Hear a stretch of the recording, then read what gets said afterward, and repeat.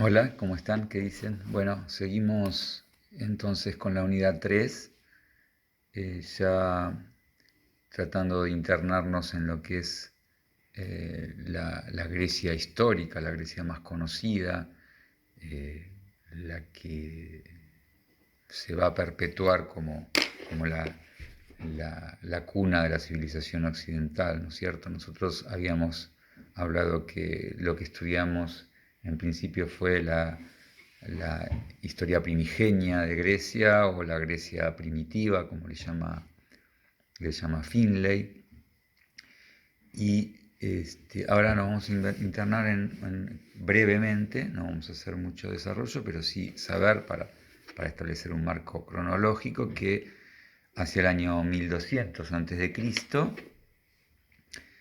por causas no tan conocidas, se produce la desaparición y la destrucción de todos estos palacios y esta suerte de ciudadelas que se organizaron con la centralidad del palacio, con el rey o Wanax, estableciendo una suerte de centralización de poder bastante intensa y que vimos que teníamos los ejemplos de estos reyesuelos que habían ido a la guerra de Troya, eh, Agamenón, Aquiles, Néstor, Ulises.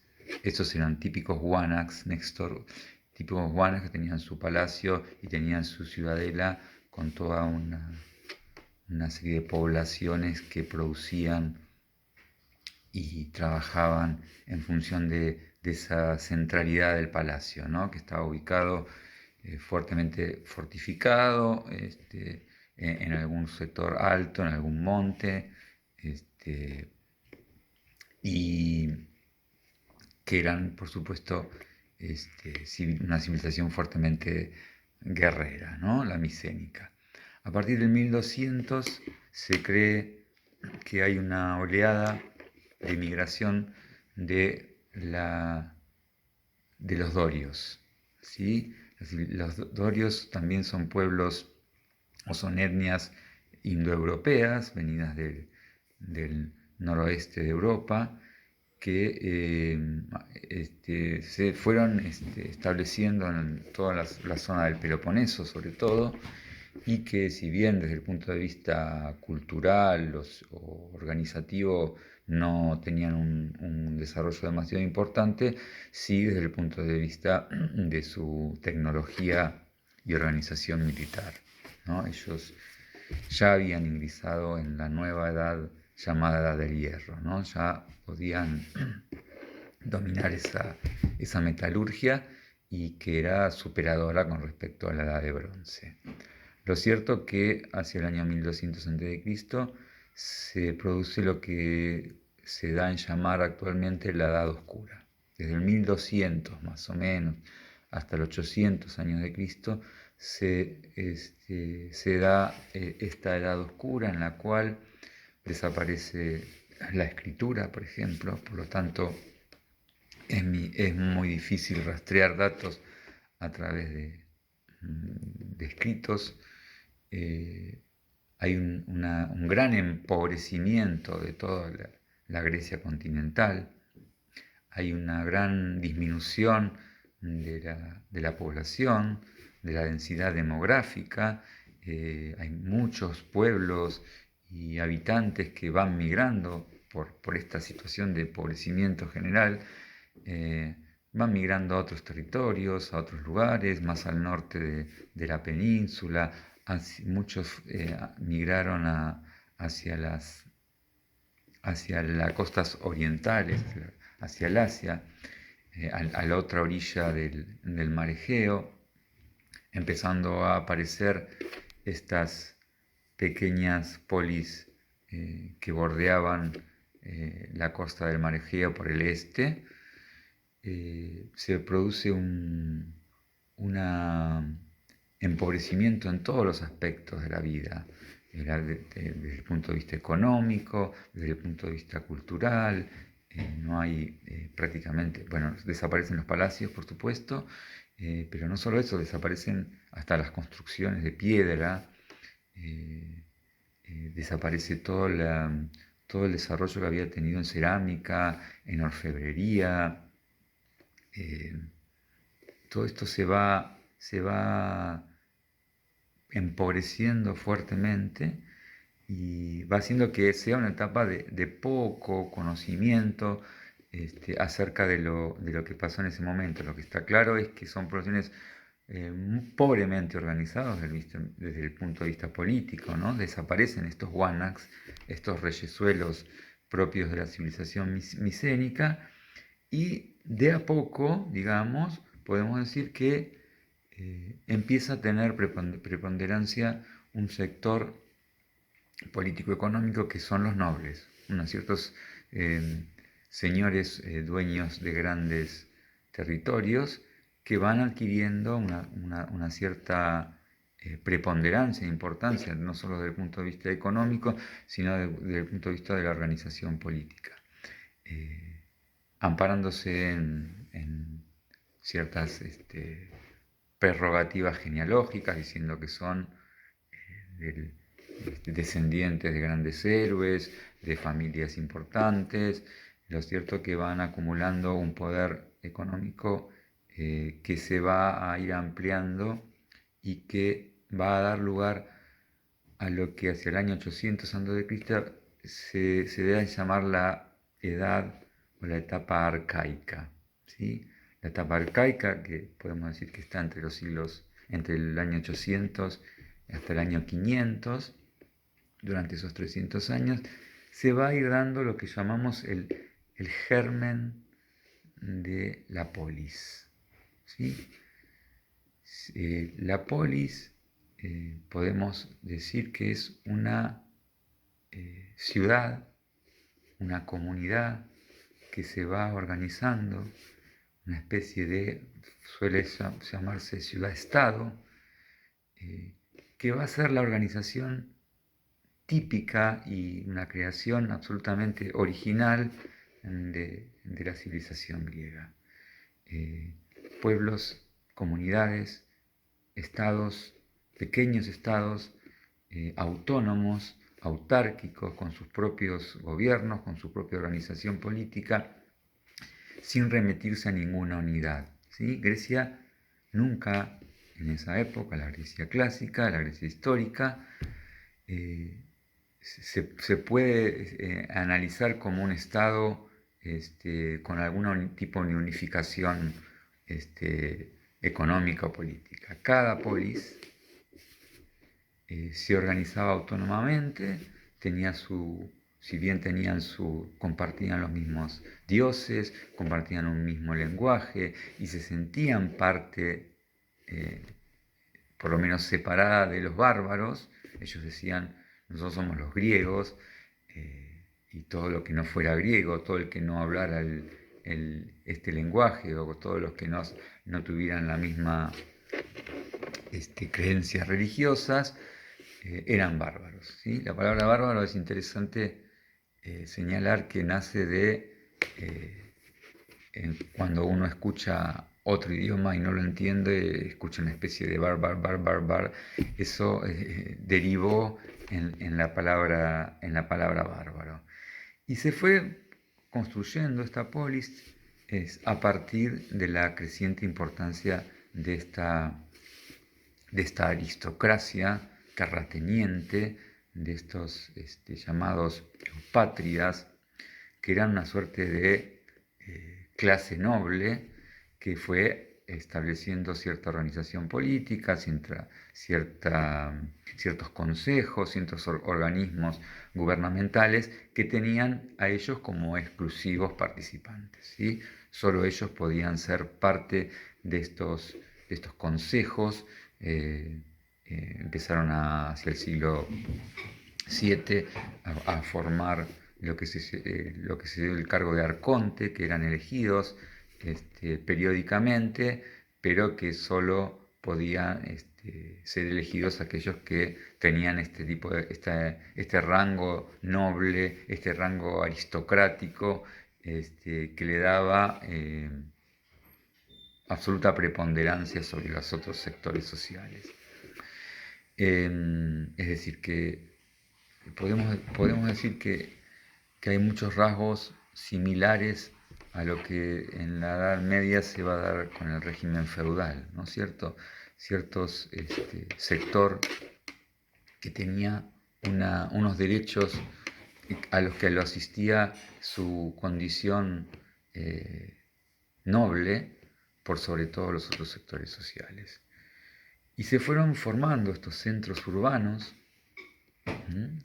estos centros urbanos alrededor de la vida agraria, campesina. En Grecia no había una separación como puede haber después o en otros países o en otras culturas entre la ciudad y el campo, sino que la ciudad y el campo formaban toda una unidad. Y se fueron conformando en los alrededores, con los campos como alrededores, estos mercados, estos centros urbanos con un mercado, con una plaza central, alrededor de la cual se encontraban todos los edificios religiosos y gubernamentales. Y si nosotros miramos, por ejemplo, cualquiera de los centros cívicos de cualquier ciudad argentina, pero también en España o en cualquier ciudad occidental en general, tiene gran parecido con esta organización griega, ¿no? Esa plaza central, pensemos en nuestra Plaza de Mayo, la catedral, la casa de gobierno, el cabildo, todo rodeando ese lugar que era una suerte de lugar público, esa plaza, otra vez, ¿no? La Plaza de Mayo, ¿no? Ese lugar donde el pueblo va a reclamar, a pedir por sus derechos, a manifestarse. Bueno, esto tiene esta misma lógica. El ágora es el lugar de lo común, el lugar de lo público. Y el griego en esas polis empieza a sentirse parte de una comunidad, parte de algo común. El griego ya no tanto referido a el lugar geográfico, sino una cierta unidad en el sentido comunitario, en el sentido del pueblo. Y lo que se va produciendo dentro de este germen de la polis y dentro de este gobierno de esta aristocracia, de esta nobleza que tiene grandes territorios y que no solo tiene estos grandes territorios, sino que estos territorios pertenecen a la familia de estas clases nobles y no tienen la posibilidad de ser divididos. Los territorios de estos terratenientes, de estas noblezas, no pueden ser distribuidos a través por sus familiares, por ejemplo, en una herencia, como sería que los hijos se dividen el territorio, los terrenos, y cada uno hace su propia economía, sino que estos territorios eran imprescriptiblemente indivisibles. Y no solo eso, sino que se acrecentara, mientras que toda una otra parte de la población se fuera empobreciendo cada vez más, empezara a estar endeudado con estas clases nobles, hipotecaban sus pequeños terrenos, empezaban a tener que trabajar para ellos. El aumento demográfico que se empezó a producir en esta etapa arcaica también empezó a ser un problema grande que provocó esto que dijimos, por un lado un empobrecimiento fuertísimo de la población, mientras había un notable crecimiento de estos nobles, de estos terratenientes.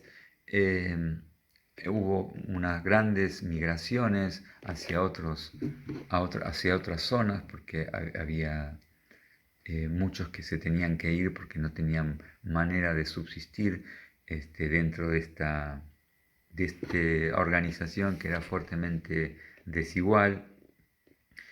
La poiquía se llamaba cuando grandes poblaciones migraban hacia otros lugares, hacia otros terrenos, se iban hacia el norte del Peloponeso y formaban una nueva polis con autonomía, no eran colonias, sino que se instalaban y pasaban a tener cierta organización autónoma, y eso se fue produciendo no solo en la zona de Grecia, sino también algunas apoiquías se fueron instalando en Italia y en toda la zona del Mediterráneo, hasta en zonas como en Egipto o cercanas a Egipto, ¿sí? Y lo que se va a ir produciendo hacia este siglo VII, siglo VI, es lo que en Grecia se dio en llamar la estasis. La estasis es se le llama un periodo de crisis muy fuerte, de tensión, muy fuerte por este enorme empobrecimiento de toda una parte de la población, y por otro lado una creciente enriquecimiento de esta nobleza, que no solo tenía el poder económico, sino tenía el poder político, y no solo eso, sino que también tenía el poder militar, porque el equipamiento militar en esta edad requería un poderío económico para proveerse de todo el equipamiento, lo que se llama la panoplia entera, desde el casco hasta la greba, que solo podían tener esta clase noble, ¿no es cierto? Entonces se va produciendo esto que llamamos la estasis, un estado de mucho malestar social, de mucho desequilibrio, de mucha desigualdad. Esta estasis o este estado crítico de creciente desigualdad generaba entonces que todo un vasto sector de la población quedara hipotecado hasta el punto de perder sus terrenos, que se tuviera que ir, migrar, que tuviera que vivir casi en estados de esclavitud.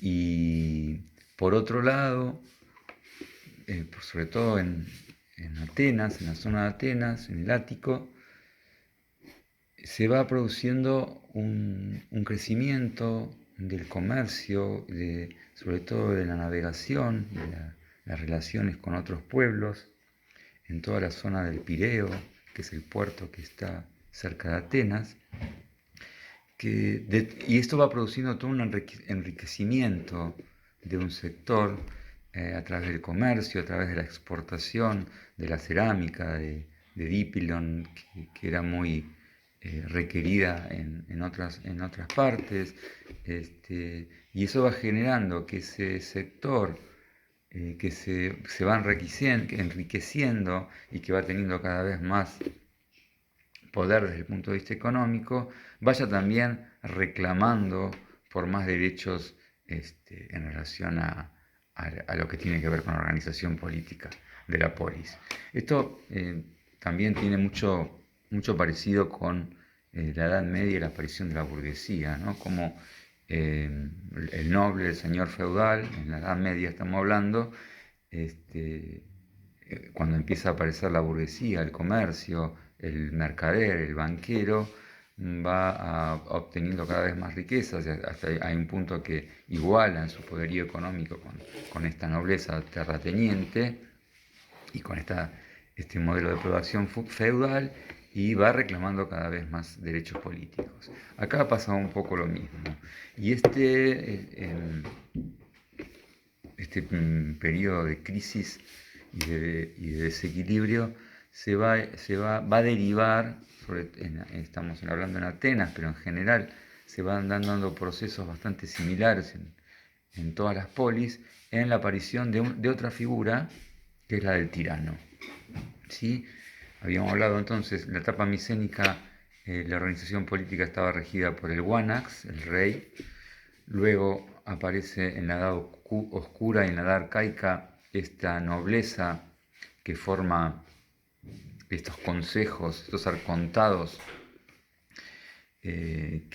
a través de los cuales rigen política y legislativamente, y hacia mediados del siglo VII aparece esta figura en diversas polis. Se dice que en Argos es en la primera, pero en el caso de Atenas aparece el caso de Pisístrato, que es una persona que se instala a través de la fuerza, de manera violenta en el poder, amparado por todo un sector que manifestaba su disconformidad y su desacuerdo con el régimen y con el empobrecimiento de la población por sobre todo esta clase terrateniente. Hay que entender que cuando hablamos de tirano, como lo llamaban los griegos, no debemos pensar, por lo menos no de la misma manera, el significado que le fue dando el mundo occidental a la palabra tirano.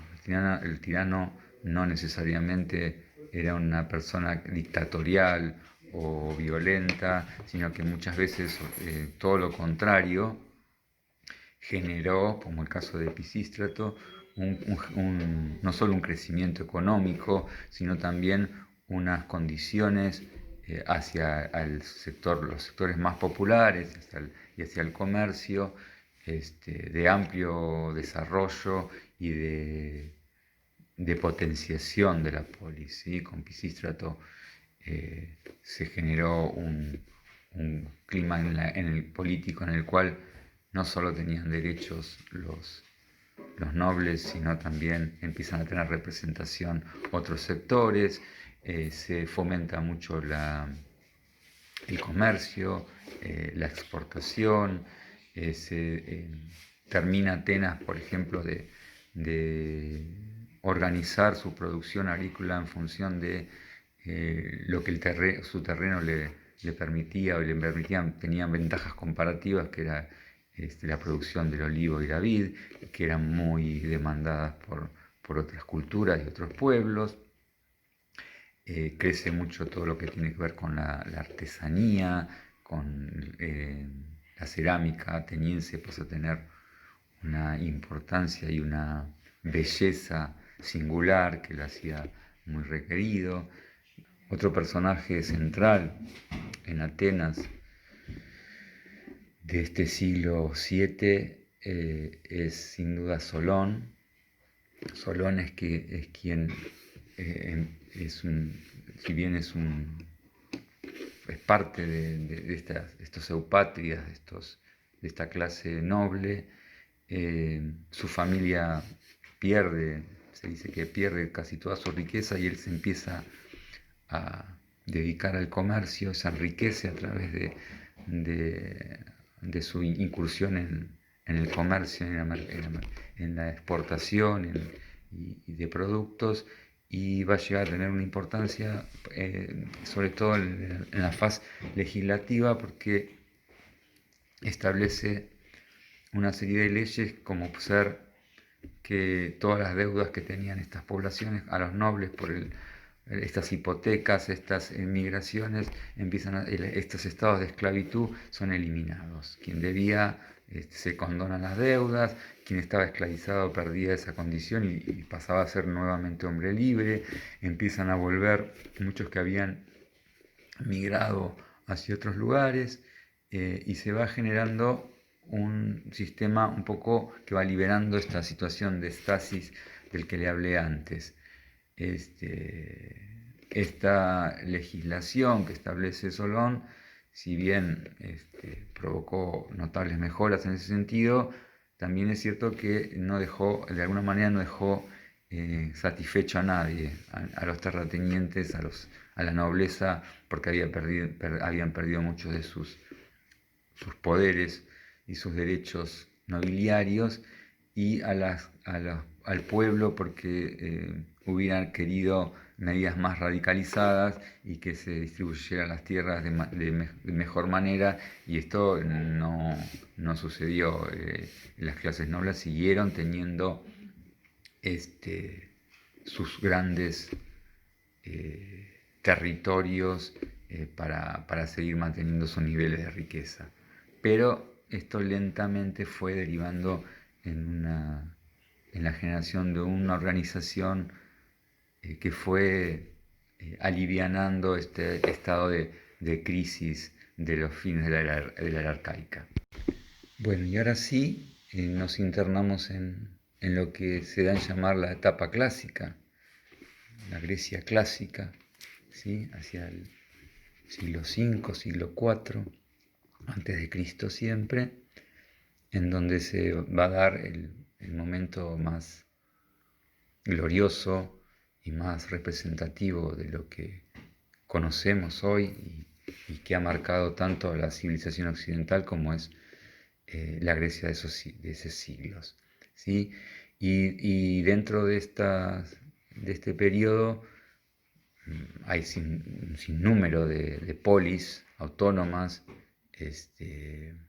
organizadas de manera bastante similar en toda la zona del Peloponeso y en la península del Ática, pero hay dos que sin duda han marcado y han sido como dos ejemplos de esta etapa, y claramente son Esparta y Atenas, ¿sí?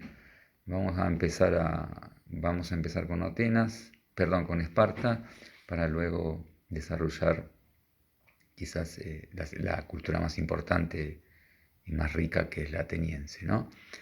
Esparta. En Esparta, tiene mucho que ver con la migración dórica, ¿sí? Los dorios, como les dije, pueblos guerreros, pueblos indoeuropeos llegados del noroeste de Europa, se van a ir ubicando, migrando, van a ir conquistando a los pueblos autóctonos, los que estaban, y los no autóctonos también que habían llegado, los pelasgos, que eran los pueblos más originarios de esa zona, los aqueos, que habían sido pueblos indoeuropeos que habían también llegado antes, y los dorios van a ir ubicándose y van a ir dominando toda la región. Primero se van a ir ubicando cerca del río Eurotas, ahí van a ir ubicando sus pequeñas poblaciones, sus aldeas, y van a ir dominando todo lo que es la zona de Laconia, que es el sur del Peloponeso, y más tarde, luego de cruentas luchas con los pobladores de ese sector, con la zona de Mesenia, que era más grande y muy importante desde el punto de vista de la producción agrícola. Así como señalamos que la figura de Solón, como legislador, estableciendo una serie de reglamentaciones y de organizaciones legislativas, va a poner orden y va a terminar con el estado de estasis en Atenas. En Esparta, hacia el siglo VI, siglo VII, aparece una figura que es la de Licurgo, que es recordado, aunque sin demasiados detalles, inclusive ni siquiera se sabe si ha existido en la realidad, pero aparece como el gran organizador y legislador, el que instala las leyes y organiza esta polis espartana, ¿sí?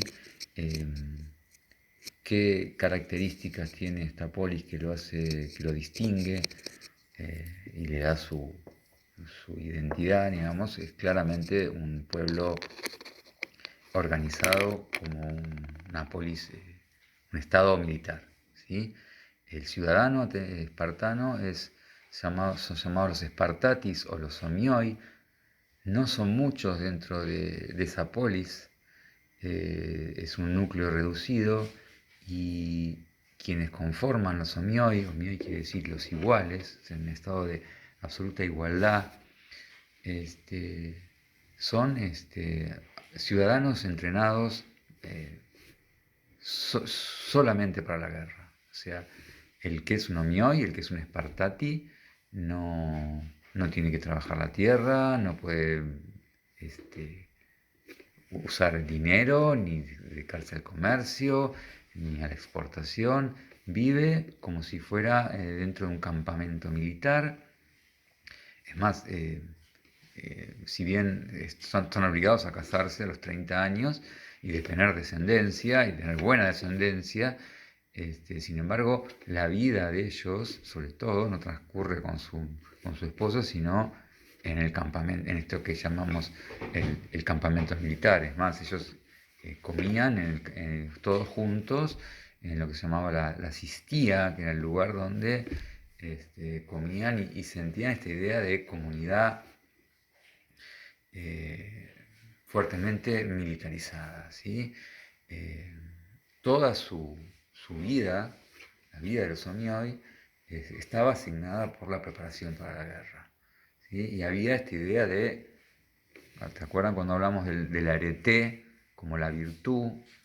El arete era también muy parecido al arete del micénico, el arete guerrero, el valor, lo que era valorado era ese valor para ir a la guerra, para la batalla, la templanza, la valentía, el no tener miedo a la muerte, y eso era todo como una cosmovisión, una mirada común a cualquier espartano, o sea, hasta para la madre, hasta para la familia. La madre decía, hay una frase famosa que decía, cuando va a la batalla, le decía al hijo, tenés que volver con el escudo en la mano o arriba del escudo, o sea, muerto arriba del escudo, pero tenés que volver con el escudo.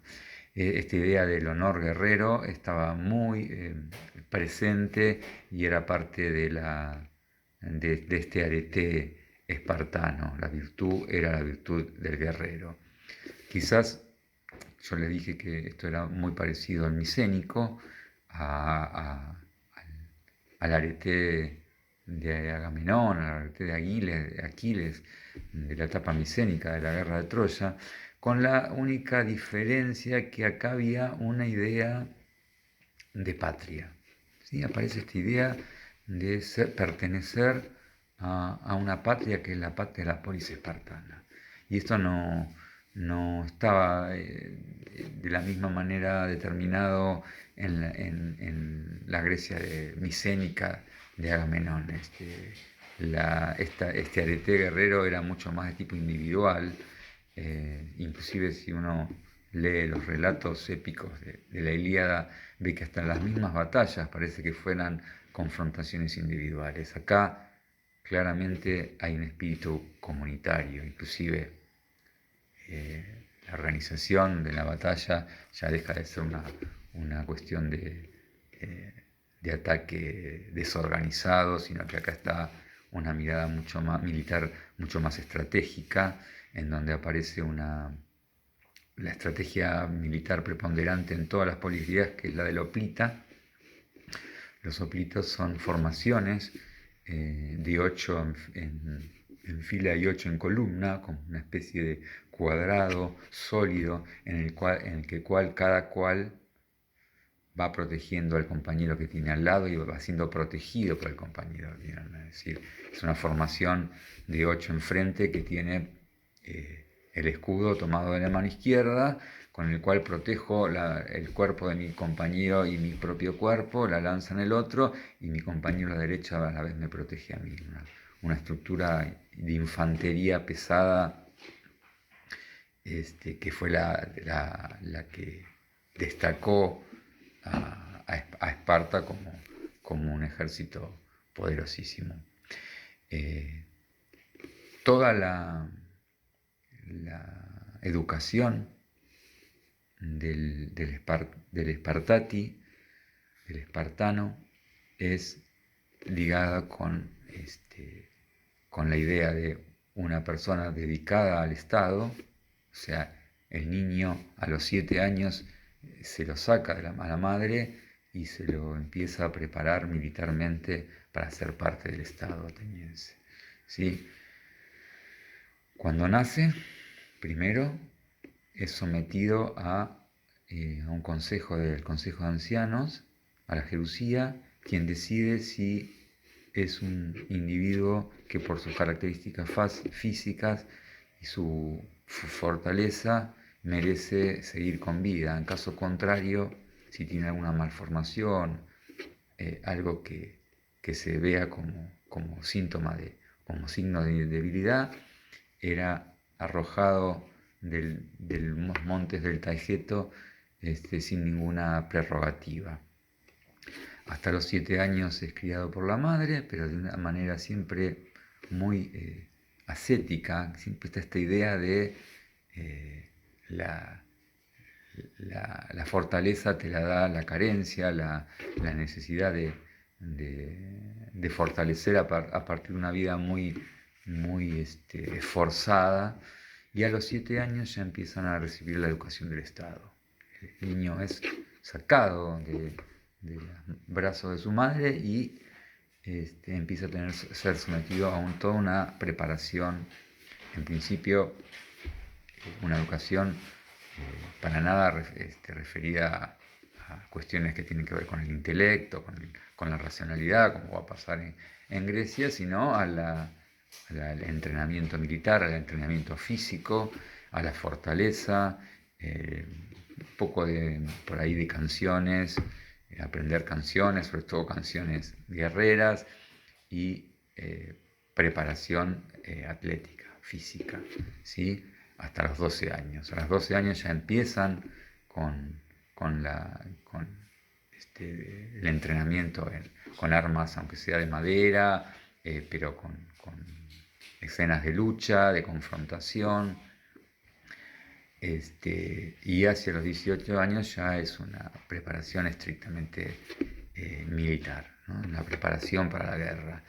El espartano vive para la guerra. Ahora bien, esta exclusiva dedicación al entrenamiento físico, a su vida de soldado, digamos, requiere de otros sectores sociales que les aseguren la subsistencia, ¿no? Y ahí es donde aparece esta organización sociopolítica y económica bien particular, que es singular de este pueblo espartano. Hay dos actores sociales, dos sectores bien importantes. Uno son los pericos.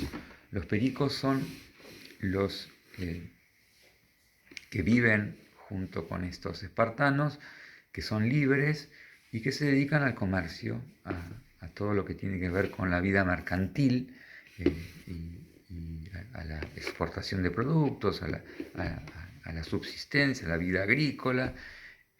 Son los que manejan el dinero, cosa que no pueden hacer los espartanos. Y por otro lado, como a los espartanos no permiten la entrada de extranjeros, ni que puedan los extranjeros venir a comerciar, a dedicarse al comercio, esto les genera a los pericos un clima de un estado, una organización de bienestar y de bastante prosperidad, una vida bastante acomodada. Y el otro gran sector, el que es más mayoritario en cuanto a número, son los ilotas. Los ilotas son los que trabajan la tierra, ¿sí?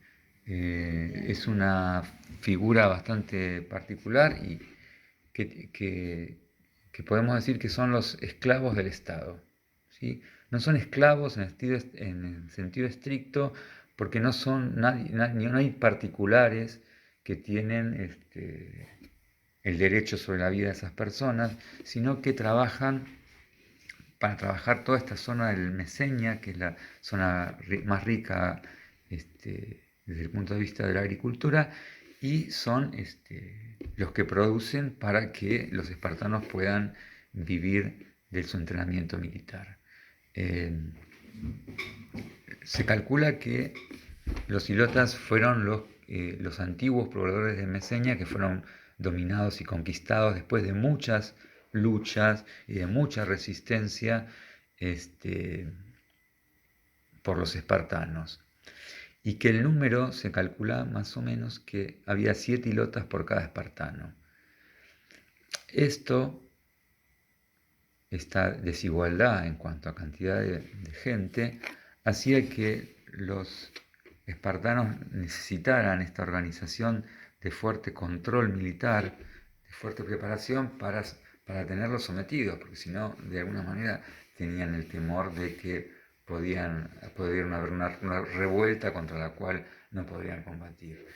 había todo un sometimiento muy fuerte. En general, lo más común en las otras polis era que los esclavos que venían generalmente de alguna conquista militar, algún saqueo, se los traía y se los traía de manera individualizada, se los separaba de su comunidad. En cambio acá los ilotas seguían formando una comunidad propia y que tenían el trabajo, las familias ampliadas en esos territorios. Por lo tanto, el control debía ser mucho más estricto y siempre estaba este temor a la revuelta de los ilotas. Hay uno de los ritos o dispositivos que tenían los espartanos era lo que se da en llamar la cripteia. La cripteia era un ritual que se hacía una vez por año, creo, que consistía en que los jóvenes espartanos se ocultaban cerca de los campos donde vivían los ilotas, y cuando salían los ilotas a muchos de ellos los mataban. Y esto tenía que ver con un entrenamiento de los espartanos, pero además como una suerte de mantener el temor y el miedo a todo tipo de revuelta. El ilota desde ya que no podía manejar armas, y siempre se lo sostenía, mantenía dentro del ámbito rural, y era el que proveía para la vida militar del soldado espartano. Algún extracto de un texto de uno de los cuales nos sirve a nosotros como fuente para entender más o menos de qué se trata esta vida espartana, esta lógica espartana. Dice: el niño pertenece no tanto a la familia cuanto al Estado. Al nacer se le presenta ante un verdadero consejo de inspección que decide su destino. Solo tiene derecho a vivir el que más tarde será un buen soldado. Desde los 7 años se incorpora a la comunidad de muchachos de su edad y comienza, bajo la dirección de maestros seleccionados por el Estado, su aprendizaje militar. Descalzo, vestido invierno y verano con una túnica corta y ligera, alimentado con una parva ración que tiene que completar con el hurto, durmiendo en una yacija de cañas, cortadas por él mismo a orillas de lebrotas, se acostumbra a soportar la intemperie, la fatiga, el hambre y el dolor. Formación física goza de gran predicamento. La carrera, el salto, el lanzamiento de disco y de jabalina fortifican y dan elasticidad al cuerpo. Por el contrario, se desdeña la formación intelectual. Los poemas de Homero, algunos cantos guerreros, algunas poesías morales constituyen el bagaje literario suficiente para un soldado. De los 18 a los 20 años, el joven completa su educación militar entrenándose en las marchas, ejercitándose en la escuela de compañía y en el servicio en campaña. Los jóvenes soldados recorren sin descanso el campo, tanto para hacer maniobras como en función policíaca. Ustedes verán entonces cómo la fortaleza física, el entrenamiento forman parte casi la única preocupación, dejando toda la parte intelectual en un lugar absolutamente secundario. El Estado espartano, formado por estos somioi, si bien tenía un absoluto adueñamiento de todos los otros sectores, por otro lado, no eran sectores como podíamos decir los eupátridas que les decía la nobleza anterior, sino que vivían en un estado de ascetismo radical, ¿sí? Hay anécdotas como de alguna persona que va y cuando ve la vida que llevan, la vida tan sacrificada, dice: con razón los espartanos no le temen a la muerte, como diciendo, vivir así es la muerte. O cuando le dan la comida que comían, dice, yo prefiero tirarme al río Brotas antes de que comer esto. O sea, es una vida dura, sacrificada. Hay una sujeción a la ley absoluta, hay una sujeción a esta idea de vivir para la patria, que es Esparta, que es indubitable, que no tienen ningún tipo de grieta, y esto hace a la cosmovisión, al arete, a lo que vamos a después analizar un poco más, que es la paideia espartana, así que tiene que ver con esta manera, este ethos, esta suerte de manera de vivir y de entender la vida. Bueno, y llegamos al último tema que vamos a tratar con respecto a Grecia, sin duda el más importante, el más significativo, el que dejó la huella trazada de la cultura occidental y que aún de alguna manera tiene una influencia importantísima. Hay un filósofo, Levinas, que dice que nosotros somos hijos de la Biblia y de Grecia, ¿no? Hay como una doble raíz que nos determina, o por lo menos que traza huellas más que significativas. Y nosotros creemos que tiene de particular Atenas, que la hace tan importante.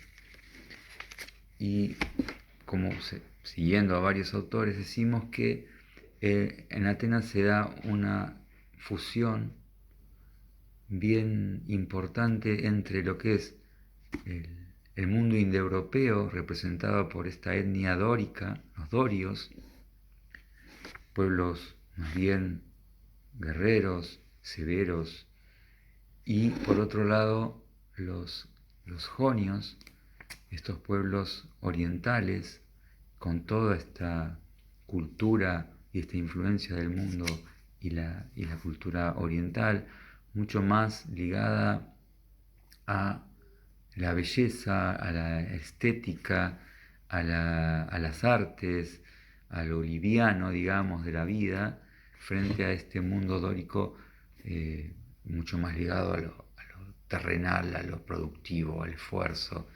Y esta fusión indudablemente enriquece y le da esta singularidad a esta polis.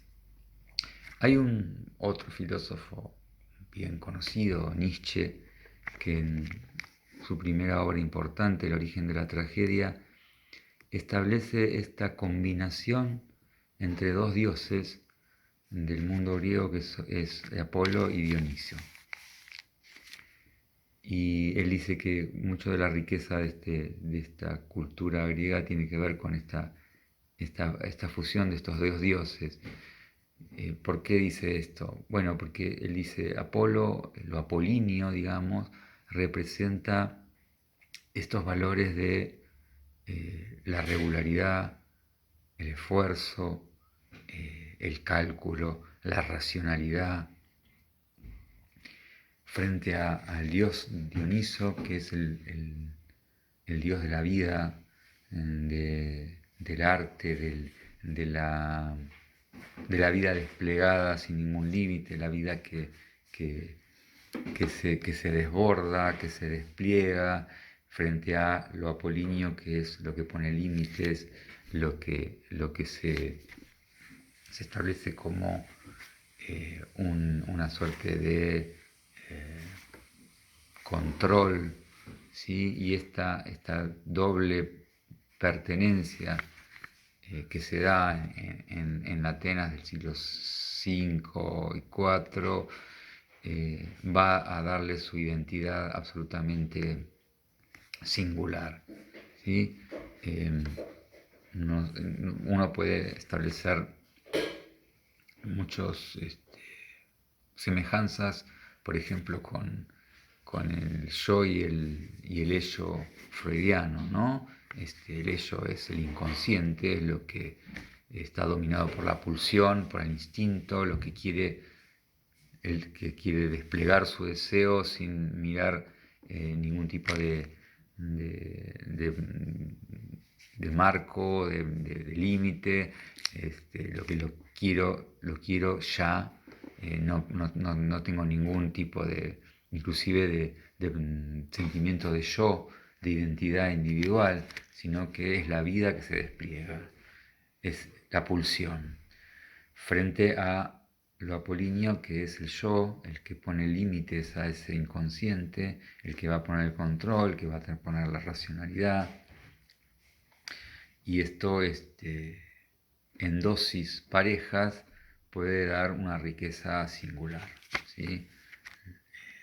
Lo que generalmente ha pasado después en el derrote y lo que critica Nietzsche es justamente esta suerte de limitación tan extrema de lo dionisíaco, del mundo dionisíaco, del mundo del placer, del mundo del deseo, del mundo de la vida desplegada, a favor de lo apolíneo, del control, del sometimiento, ¿no? Todo esto que tiene que ver con el control de lo corporal, porque que va a pasar a ser muy fuerte en la Edad Media, ¿no? Porque el cuerpo va a empezar a ser el lugar del pecado, el lugar que debe ser limitado, que debe ser sometido al control de lo divino, que es el alma, ¿no es cierto? Hasta la época, nosotros decimos que hasta la época de Platón, que estamos hablando del siglo IV, siglo V, perdón, siglo IV también, el pueblo griego tenía una idea de totalidad, de integralidad entre el cuerpo y el alma. No había idea de división. El cuerpo y la persona eran una misma cosa. No había esta idea de dualidad que va a instalar Platón y que va a imponer el mundo cristiano, ¿sí? Platón va a empezar a decir, el cuerpo es la prisión del alma, ¿sí? Siguiendo algunas influencias de otros pueblos, va a empezar a generar esta suerte de división en donde el cuerpo está por un lado y es una especie de prisión, y el alma, la mente, la racionalidad es algo del orden de lo divino y de lo que debe ser exaltado y preservado. Esto hasta la época de, como les dije, platónicas, socráticas y platónicas. Por eso Nietzsche va a tener tanto odio hacia Sócrates y Platón. Hasta ese momento, uno lo puede leer en los relatos homéricos, hay una idea de totalidad indivisible entre lo corporal y lo cognitivo, lo racional, ¿sí? Hay una ética en el mundo griego muy relacionada con la estética. La belleza, el ideal de belleza, excede lo puramente de la apariencia física, sino que tiene que ver con una cosmovisión del ser humano de manera integral, de ninguna manera divisible. Tomando otro, para reforzar esto que le estoy diciendo, voy a tomar otro libro de Quito, que también nos sirve a nosotros como fuente, en donde dice esto, ¿no? La tajante oposición que el mundo cristiano y el oriental han establecido entre el cuerpo y el alma, lo físico y lo espiritual, era extraño para el griego, al menos hasta la época de Sócrates y Platón. Para el griego existía solo el hombre total. La idea de que el cuerpo es la tumba del alma lo encontramos en algunos misterios religiosos griegos y en Platón, con su doctrina de la inmortalidad, que distinguía entre cuerpo y alma. Pero a pesar de todo esto, esta no es una idea típicamente griega. Para el griego, el adiestramiento físico constituía una parte importante de la educación, y no porque se dijera cuidado, no debe olvidarse el cuerpo, sino porque sólo podía ocurrírsele a distraer al hombre total. Resultaba tan natural para la polis tener sus gimnasios como poseer un teatro o un barco de guerra, y eran utilizados por hombres de toda edad, no solo para el ejercicio corporal, sino mental. ¿Sí? Entonces, la gimnasia en la llamada palestra, que era el lugar donde acudían los ciudadanos atenienses, el gimnasio, era donde se preparaba y se hacía una eh, preparación corporal y física muy concienzuda, muy importante, pero también se hablaba de filosofía, se debatía, y esto tiene que ver con esto que estoy diciendo de una concepción totalizadora del ser humano que es bien interesante. ¿Sí? Por eso decimos, y esto también lo dice Foucault, ¿no? Había una estética de la existencia, una búsqueda del conocimiento de sí. ¿Sí? Esto es lo que se va a llamar la paideia griega, la paideia ateniense, que va a comenzar a tener una arete diferente al homérico, y en donde el logos, la razón, va a empezar a tener creciente importancia. ¿Sí? Si el arete homérico o el arete espartano está fuertemente focalizado en esta fortaleza física y guerrera, en esta temeridad ante la batalla, el ciudadano ateniense empieza a también darle creciente importancia al logos, a la razón. ¿Sí? Ya su vida no va a estar regida solamente por los caprichos de los dioses, sino que va a empezar a sentirse responsable de su destino a través de una creciente preparación de su vida. Hay otro término importante para comprender este mundo ateniense, que es el término yolé, que también me parece bien interesante analizarlo, para también pensarnos a nosotros. Para el griego, el trabajo era lo que no era importante, era lo secundario. El trabajo en el campo, el trabajo agrícola, el trabajo del esclavo, era parte de absolutamente secundaria, aleatoria, y que era el rasgo más, digamos, animal del ser humano. ¿Cuál era la verdadera? ¿Dónde estaba la verdadera vida? La bios, decían, la vida valiosa, eran la yolé. Y la yolé era la vida de la preparación corporal, de la preparación filosófica, de la preparación como ser humano político. ¿Sí? Eso era verdaderamente lo importante, y eso era la yolé. Es más, el término trabajo no tenía una palabra que lo definiera, sino por la negativa yolé. Trabajo era la ayolé. ¿Sí? Aristóteles decía, el trabajo es todo lo que hacemos para no tener que después trabajar. O sea, lo verdaderamente importante estaba en esa otra vía. Había otros dos términos también que utiliza Aristóteles que son bien importantes para entender este mundo griego, era la distinción entre la bios y la zoe. La bios era la vida realmente valiosa, la vida calificada, la vida del sum politikon, del hombre político. El hombre es un hombre, su vida es valiosa en tanto es un hombre de la polis, es un hombre que participa de la vida política. ¿Sí? Todo lo demás tiene que ver con la zoe en la vida animal, la vida que se está sometida a las pasiones, y la vida que no tiene ningún rasgo de racionalidad ni de participación en la vida política. ¿Quién es la zoe? La zoe es el esclavo. ¿Sí? El esclavo para el griego no tiene bios.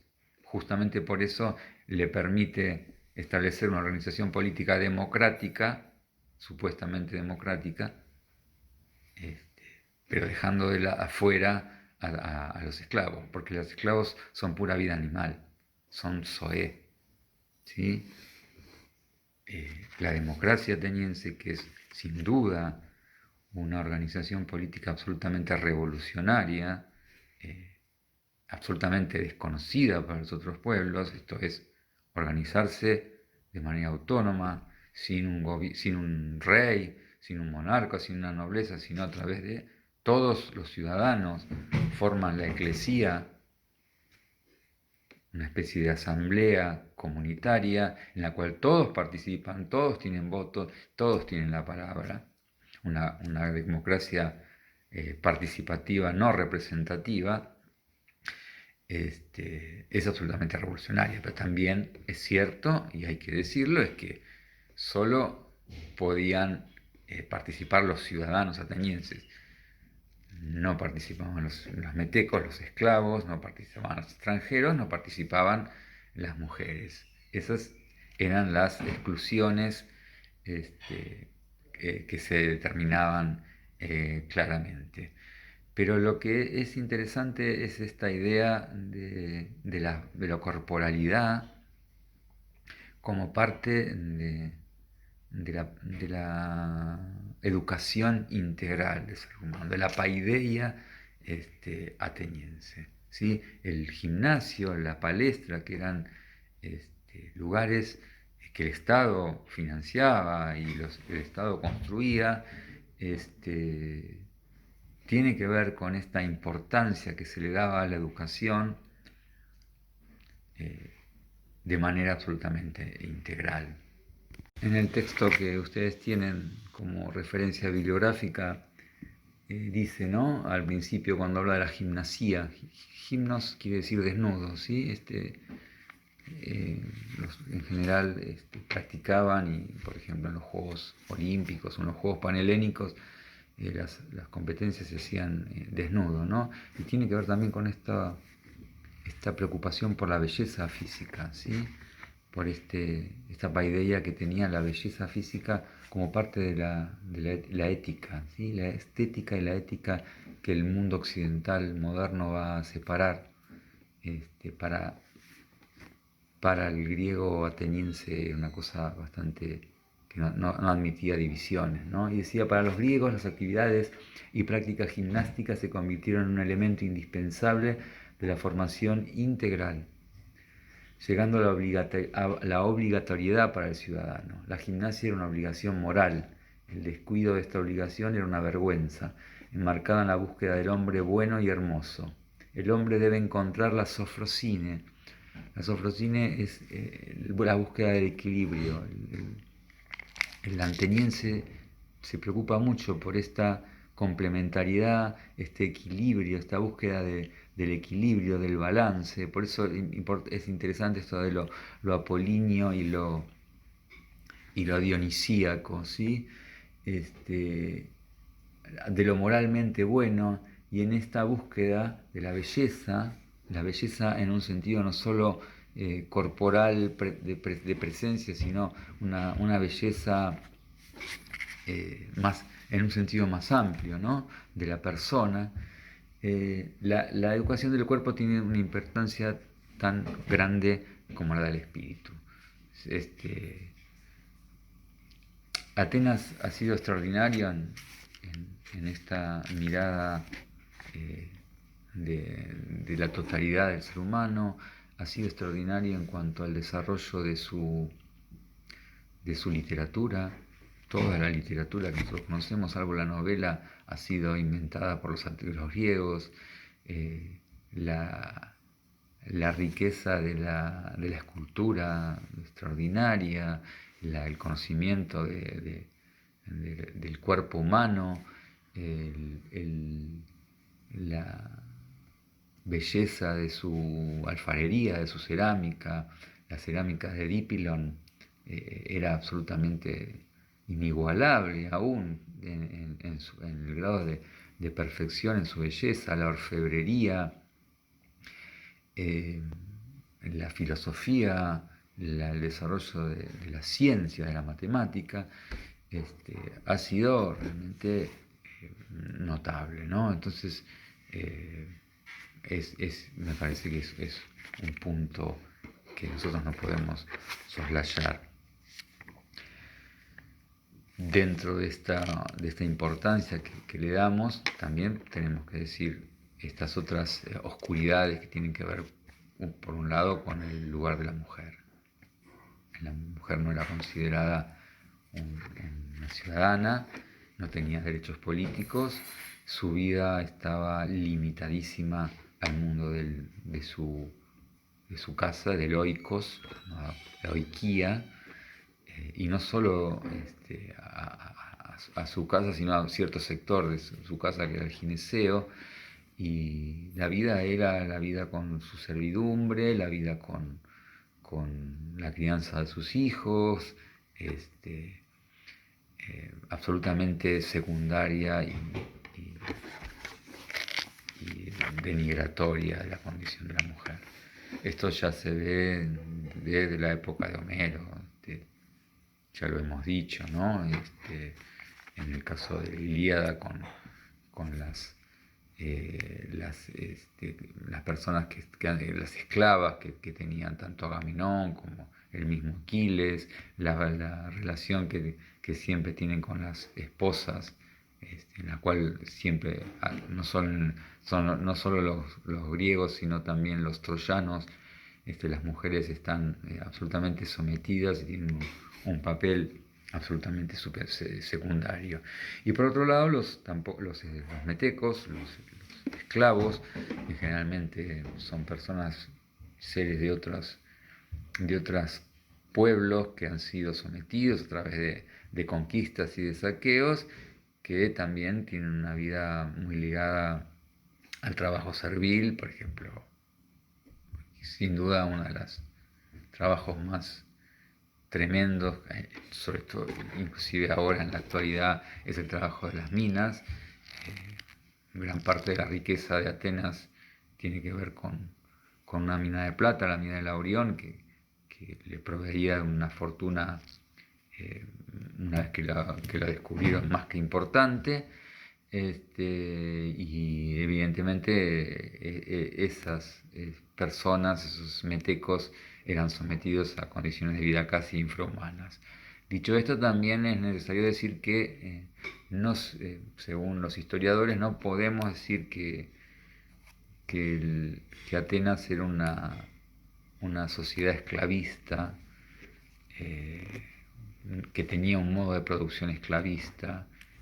No eran tantos los esclavos que tenían en la vida común los ciudadanos, por lo menos ni comparable con el Imperio Romano, en que sí, por ahí había los grandes propietarios romanos podían tener 500, 1000 o 500 o 1000 esclavos, y el modo de producción claramente estaba determinado por esta producción de los esclavos, ¿no?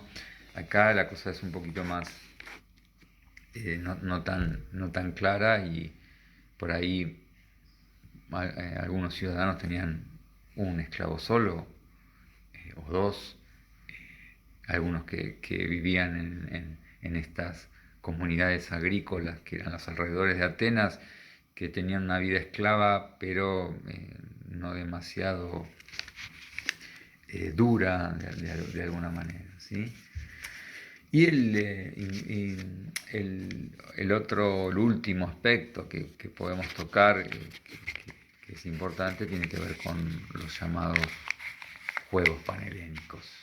Nosotros conocemos o quizás el más importante de ellos, que es los Juegos Olímpicos, que se realizaban cada 4 años en Olimpia, pero en toda la zona de Grecia se festejaban, o se realizaban distintos juegos. Era muy común que las polis, las más importantes, tuvieran sus propios juegos. De hecho, estaban los Juegos Ístmicos en Corinto, los Juegos Nemeos, los Juegos panatenienses, que se conocían cada 2 o 4 años, y que más o menos se constituían como los juegos, las mismas competencias en todos estos Juegos Olímpicos. Los Juegos Olímpicos griegos, que son los más conocidos, se realizaban desde el año 776 a.C.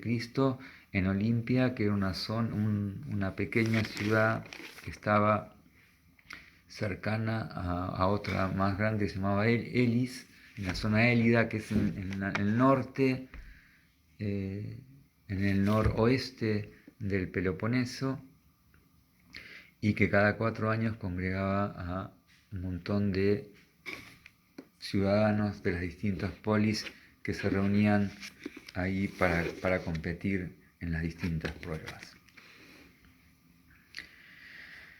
¿Qué continuidad o qué semejanza podemos trazar con los Juegos Olímpicos modernos que se van a inaugurar a fines del siglo XIX en Francia? Y es medio relativo, ¿no? Si bien podemos establecer ciertas continuidades, también es cierto que, como dijimos, cuando hacemos una mirada relacional, interaccional, está claro que el sentido que los griegos le daban a esos Juegos Olímpicos era bien diferente a las que van a ser los deportes modernos y los Juegos Olímpicos modernos. ¿Por qué? En principio, porque las competencias griegas eran formas que podríamos decir casi supeditadas a un ritual religioso, ¿sí?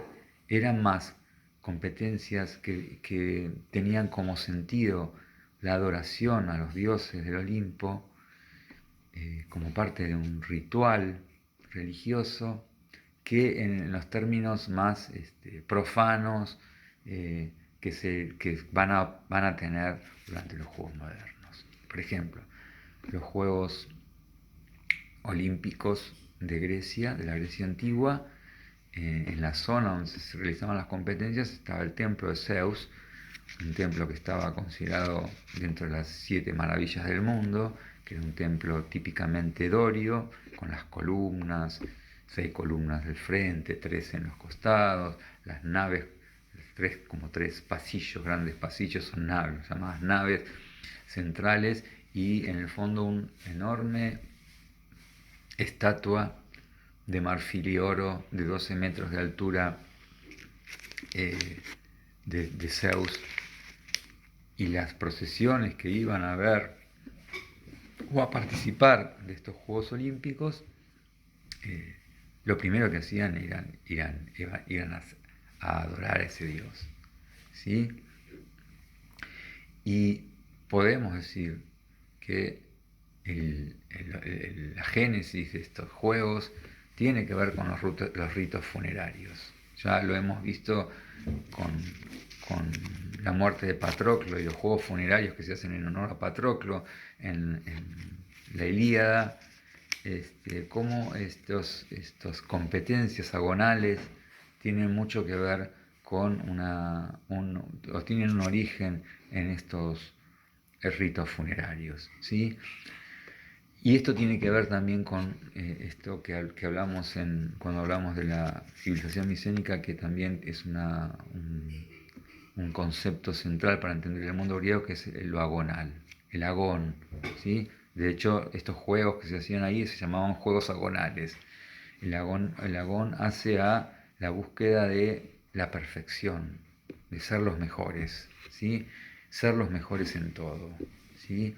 Pero no con una mirada individualista, sino con una mirada comunitaria. Esta búsqueda de la excelencia tiene que ver con esta búsqueda de ser mejor, pero en términos comunitarios, no individuales.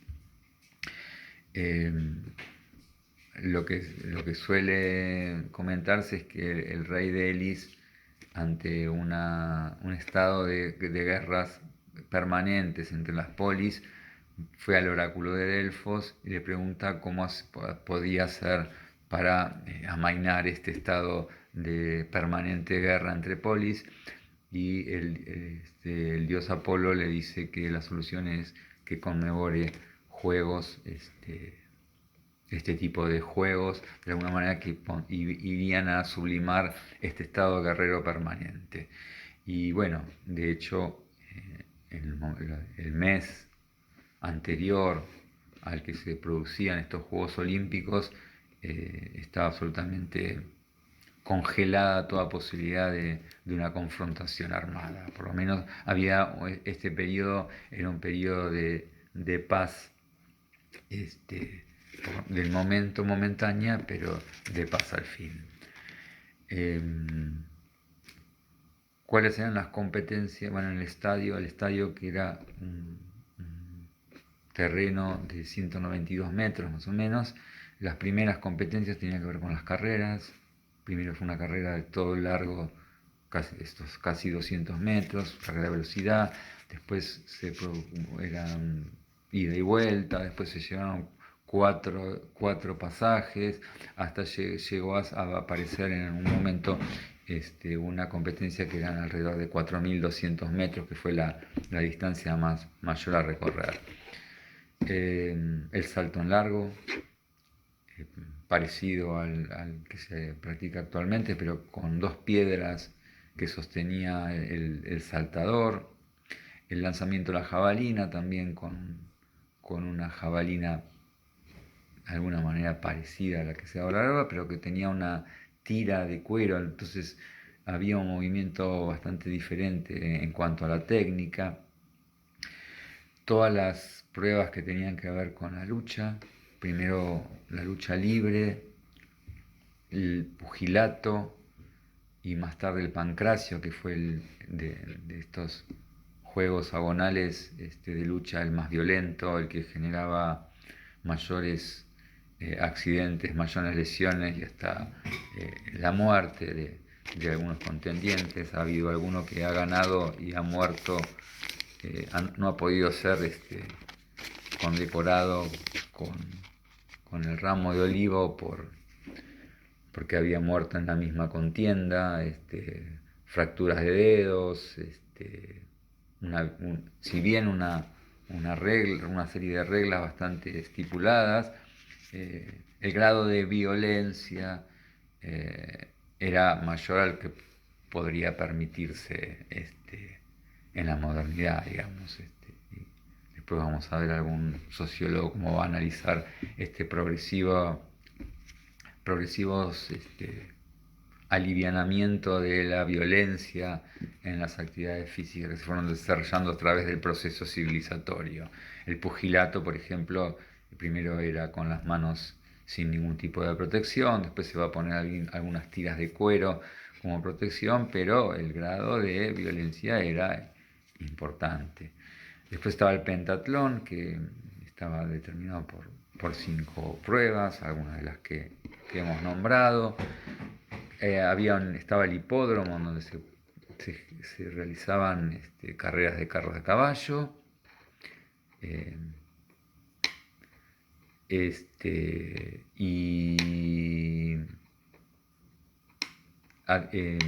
Solo podían competir hombres, por supuesto. Solo podían ser espectadores hombres. ¿Sí? Está el caso de la madre de un competidor que además era hija de un ganador de algún juego olímpico, que había ido como espectadora disfrazada de hombre, y las mujeres podían ser condenadas a muerte si se las veía como espectadores de alguna de las competencias. Esta mujer fue disfrazada de hombre y cuando su hijo gana, cuando va a abrazarlo y a festejar, se dan cuenta que es una mujer y solo es perdonada porque había sido hija de un ganador olímpico, si no hubiera sido sentenciada a muerte. Esto también tiene que ver con lo que hablamos del lugar que ocupaba la mujer, ¿no es cierto? Se dice que en algún momento en Esparta hubo algunos juegos parecidos de mujeres, pero esto no, los juegos serenos se les llamaban, pero esto no está muy documentado, ¿sí? Nosotros vamos a ver un poquito algún video que nos permita visualizar un poco estos Juegos Olímpicos que han tenido tanta trascendencia y importancia para este mundo griego. En Olimpia había un santuario dominado por una enorme estatua de marfil representando al dios Zeus, el padre de todos los dioses. Pero mucho antes de que se construyera esta estatua, ya había otros seres pululando por Olimpia con un estatus mítico, los campeones olímpicos. Y Olimpia se convertiría en el centro deportivo más célebre, no solo del Imperio griego, sino muchos siglos más tarde del mundo entero. Olimpia era el único lugar en la civilización griega donde los hombres se veneraban tanto como los dioses. Cada 4 años, miles de personas provenientes de todos los rincones de la civilización griega se reunían en Olimpia para competir y observar el espectáculo más grande del mundo. Una visita a Olimpia era como una especie de mezcla entre una galería de arte, un museo, el Super Bowl y el 4 de julio en un solo evento. Los primeros Juegos Olímpicos comenzaron en el siglo VIII a.C., con la carrera de 200 metros. Aunque inicialmente solo se celebraron para marcar una tregua entre dos ciudades enfrentadas, los Juegos perduraron durante más de 1000 años. Los Juegos Olímpicos se celebraban en el mes de agosto y durante el mes anterior se prohibía cualquier tipo de lucha. Si alguien se atrevía a hacer algo violento durante ese mes, esa persona quedaba maldecida ante los ojos de Zeus. Los distintos estados que se habían enfrentado dentro del territorio griego dejaban las armas para llevar su competición al terreno deportivo. La popularidad creciente de los Juegos ayudó a la expansión del santuario de Zeus, que se transformó en la primera ciudad deportiva del mundo, con centros de entrenamiento, varias casas de huéspedes y un estadio con capacidad para 40.000 espectadores. Los mejores atletas del mundo griego corrían por debajo de este arco. Los Juegos contaban con un solo ganador, cuyo premio era recibir el honor en nombre de Zeus. Las primeras carreras fueron de 200 metros, después vinieron las de 400, las de 5000 y finalmente el pentatlón, en el que se corría, se saltaba, se luchaba y se lanzaban el disco y la jabalina. Los eventos de las Olimpiadas eran versiones deportivas de la guerra. Había hombres arrojando lanzas, arrojando piedras, hombres corriendo con armadura y equipo militar pesado. Tras una serie sucesiva de eliminaciones, solo quedaban 2 finalistas que decidirían el título en combates de boxeo y lucha. Los Juegos eran un placer solo reservado para la élite. Para competir en Olimpia tenías que entrenar durante 10 meses y después entrenar un mes entero más dentro de la propia ciudad deportiva. Y esto no era algo que se pudieran permitir todos los griegos. Se trataba de un lujo del que solo podían disfrutar los más adinerados. Olimpia no tardó en convertirse en un gran complejo deportivo, con edificios especialmente diseñados para albergar las distintas disciplinas atléticas. Este crecimiento también se vio reflejado en la nueva construcción de templos y altares para glorificar al dios Zeus. Olimpia fue el lugar donde se construyó el primer gimnasio y a su lado la primera escuela de lucha y pugilato del mundo. Algunos edificios albergaban otras actividades mucho más curiosas. Dentro de un pabellón de eco, un edificio especialmente diseñado para reflejar el sonido, se celebraban concursos de trompetistas y heraldos.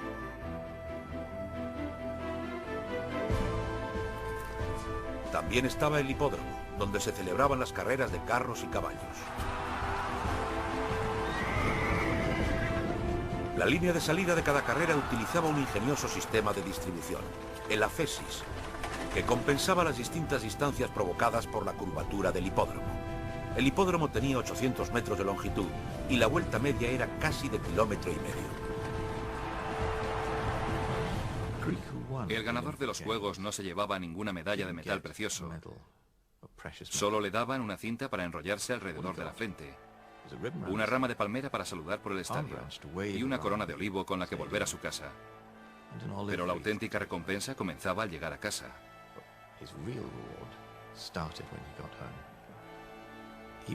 Ahí se le permitía elegir la mujer que quisiera y disponer de alojamiento y comida gratuita de calidad durante toda la vida. Y por encima de todo esto, tendría una fama imperecedera. Todo el mundo le admiraría y envidiaría durante el resto de su vida. Los ganadores veían su semejanza reflejada en estatuas y sus nombres se utilizaban dentro del calendario griego. Los años llevaban los nombres de los campeones olímpicos. En Grecia marcaban los acontecimientos por el año en el que cuando no sé quién ganó Olimpiadas. Los Juegos continuaron durante 1200 años hasta que el emperador cristiano Teodosio los abolió en el año 394 después de Cristo por considerarlos un acontecimiento pagano. Hoy en día volvemos a disfrutar de las Olimpiadas y cada 4 años se lleva una antorcha desde Olimpia hasta el lugar donde se va a celebrar el evento deportivo más importante de nuestro tiempo.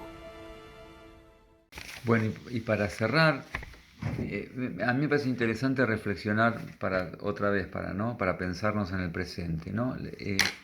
¿Qué era lo importante para el mundo griego, ¿no? El ocio, la yolé, este mundo en donde la preparación, la búsqueda del conocimiento supremo, en donde lo corporal también tenía una importancia significativa, el juego, era lo verdaderamente importante, ¿sí? Era el valor supremo. Allí donde se podía cultivar el espíritu, hacer política, prepararse corporalmente, hacer filosofía. Eso era lo verdaderamente importante, ¿sí?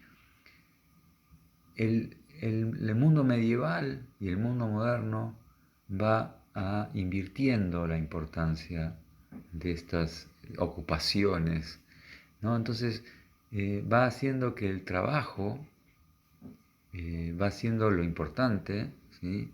Tiempo es dinero, la importancia del trabajo, de ser un hombre trabajador, y todo lo que tiene que ver con el ocio, con el juego, con lo corporal, se lo va denigrando, va a empezar a tener un carácter secundario y no importante. El ocio pasa a ser algo del orden de lo meramente recreativo, distractivo, y en esta lógica, claramente, todos los que nos ocupamos a lo que tiene que ver con la educación corporal, con el juego, con el deporte, estamos en general se nos está asignando un lugar complementario de lo verdaderamente importante, que es el trabajo, el conocimiento científico, racional, y todo lo que tiene que ver con lo corporal y el ocio pasa a tener un lugar absolutamente diferente, radicalmente diferente al que establecía el mundo griego.